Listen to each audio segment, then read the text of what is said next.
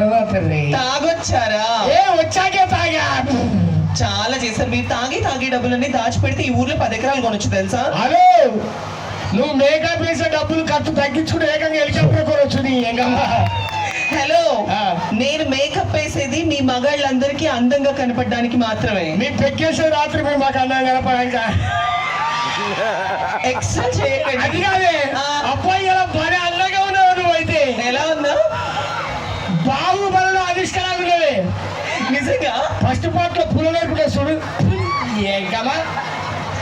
ఇంకా ఉంటే మాత్రం ఒక నైట్ వేసుకొని ఓ గిన్నెల జమ్ములు అదే కడుగుడు, బట్టలు వచ్చుకుని అదే చేసుడు, ఇలాగ ఇది తీసుకునే ఇది కడుగుడు ఇదే, మళ్ళీ పడకటింట్లో కట్టవుతావు ఊరు కరంగానే.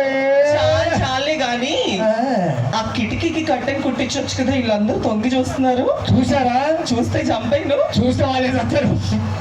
ఏంటి కనీసం బాత్రూమ్ కన్నా డోర్ పెట్టించండి. అక్కడున్న ధనుంజయ, చైతన్య, సుబ్బారెడ్డి